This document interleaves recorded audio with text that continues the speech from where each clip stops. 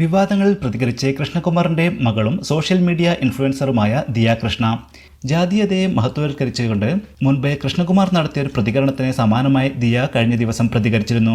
ഇത് കടുത്ത വിമർശനങ്ങൾക്കാണ് വഴിവെച്ചത്. ഇതിനു പിന്നാലെയാണ് പുതിയ വിശദീകരണവുമായി ദിയ രംഗത്തെത്തിയത്. ദിയയുടെ വാക്കുകൾ ഇങ്ങനെ: എന്നെപ്പറ്റി മോശമായി സംസാരിക്കുന്നവരെക്കുറിച്ച് എനിക്ക് ഒന്നും പറയാനില്ല. അവിടെ ഇഷ്ടം എന്തെന്ന് വെച്ചാൽ അത് ചെയ്തോട്ടെ. ഞാൻ എന്തെങ്കിലും നല്ലത് ചെയ്താൽ പോലും ഒരു വിഭാഗം ആളുകൾ എപ്പോഴും കുറ്റം മാത്രമേ പറയാറുള്ളൂ. എൻ്റെ എന്നല്ല, എല്ലാവരുടെയും ലൈഫിൽ അങ്ങനെ കുറച്ച് ആളുകൾ ഉണ്ടാകും. ഒരു കാരണവുമില്ലാതെ ഞാൻ ആക്രമിക്കപ്പെടുകയാണ്. അതുകൊണ്ട് തന്നെ ഞാൻ പറഞ്ഞതും എൻ്റെ അച്ഛൻ പറഞ്ഞതും എന്താണ് എന്ന് എനിക്ക് വിശദീകരിക്കണം എന്ന് തോന്നി. ഒരു കല്യാണത്തിൻ്റെ ആവശ്യത്തിന് ഞങ്ങൾ കൊച്ചിയിൽ പോയിരുന്നു. അന്ന് ഞങ്ങൾ മാരിയറ്റിലാണ് താമസിച്ചത്. അങ്ങനെ ഒരു ഹോട്ടലിൽ ആദ്യമായിട്ടാണ് ബ്രേക്ക്ഫാസ്റ്റ് കഴിക്കാൻ പോയപ്പോൾ പഴങ്കഞ്ഞി അമ്മ കാണുന്നത്. സാധാരണ 5 സ്റ്റാർ ഹോട്ടലിൽ പോകുമ്പോൾ ഇതുപോലെയുള്ള നാടൻ ഭക്ഷണം കാണാറില്ല. എൻ്റെ വീട്ടിലെ എല്ലാവർക്കും പഴഞ്ചോറ് ഭയങ്കര ഇഷ്ടമാണ്. എൻ്റെ അച്ഛൻ പറഞ്ഞത് പഴഞ്ചോറൊക്കെ കണ്ടപ്പോൾ പണ്ട് കാലം ഓർമ്മ വന്നുവെന്നാണ്. അച്ഛന് 20-30 വയസ്സുള്ളപ്പോൾ ഉള്ള കാര്യമല്ല, 7-8 വയസ്സുള്ളപ്പോൾ ഉണ്ടായ കാര്യത്തെക്കുറിച്ചാണ് പറഞ്ഞത്. അച്ഛൻ്റേത് ഒരു ലോവർ മിഡിൽ ക്ലാസ് ഫാമിലിയാണ്. മീഡിയയിലേക്ക് കയറിയ ശേഷമാണ് അദ്ദേഹം ഇപ്പോൾ കാണുന്ന നിലയിലെത്തിയത്. എൻ്റെ അച്ഛൻ്റെ അമ്മയും അച്ഛനും മരിച്ചുപോയി. എൻ്റെ അച്ഛൻ്റെ അമ്മ വളരെ ദയയുള്ള ഒരു സ്ത്രീയായിരുന്നു. ആര് പോയാലും എന്തെങ്കിലും തന്നുവിടുമായിരുന്നു അവർ. ഞങ്ങൾ പോയാൽ ഒരു ബിസ്ക്കറ്റ് എങ്കിലും തരും. വെറും കൈയോടെ പോകുന്നത് അവർക്ക് ഇഷ്ടമല്ല. അച്ഛൻ പറഞ്ഞത് 80കളിലെ ഒരു സംഭവമാണ്. അച്ഛൻ വളരെ കുഞ്ഞായിരിക്കുമ്പോൾ അച്ഛൻ്റെ വീട്ടിൽ പണിക്ക് വരുന്ന ആൾക്കാരെക്കുറിച്ചല്ല. കാരണം അച്ഛൻ്റെ ആ കുഞ്ഞു വീട്ടിൽ അങ്ങനെ പണിക്ക് വരാൻ ഉള്ള സാഹചര്യമൊന്നുമില്ല. അവിടെ അടുത്ത് പണിക്ക് വരുന്ന ആളുകൾ ക്ഷീണിച്ചിരിക്കുമ്പോൾ അവർക്ക് ഭക്ഷണം കൊടുക്കണമെന്ന് അമ്മൂമ്മയ്ക്ക് തോന്നിയിട്ടുണ്ട്.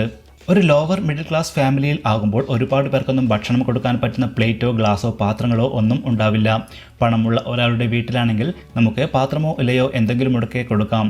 പക്ഷേ ലോവർ മിഡിൽ ക്ലാസ് എന്ന് പറയുമ്പോൾ ആകെ കഴിക്കാനുള്ള 2 സ്റ്റീൽ പാത്രങ്ങളൊക്കെ ആയിരിക്കും. അത് ഷെയർ ചെയ്തായിരിക്കും പലരും കഴിക്കുന്നത്. നാട്ടിൻപുറത്ത് പണ്ട് സ്ഥിരമായി ഭക്ഷണം കഴിക്കുന്ന ഒരു രീതി മണ്ണിൽ കുഴികുത്തി അതിൽ ഇലവെച്ച് ഭക്ഷണം കൊടുക്കുക എന്നതാണ്. എൻ്റെ അച്ഛനും അപ്പൂപ്പനുമെല്ലാം അങ്ങനെ ഭക്ഷണം കഴിച്ചിട്ടുണ്ട്. അന്ന് ആളുകൾ അങ്ങനെയാണ് കഴിച്ചിരുന്നത്. അച്ഛൻ കുട്ടിയായിരുന്നപ്പോൾ അദ്ദേഹത്തിന് അങ്ങനെ കഴിക്കണം എന്നുണ്ട്. പക്ഷേ അച്ഛൻ കൊച്ചുകുട്ടി ആയതുകൊണ്ട് ആരും അതിന് സമ്മതിച്ചിരുന്നില്ല. എന്ത് രസമായിട്ടാണ് ആ കുഴിക്കകത്ത് ഒഴിച്ച് കുടിക്കുന്നത് കണ്ട് കൊതിയാവുന്നു എന്നതാണ്.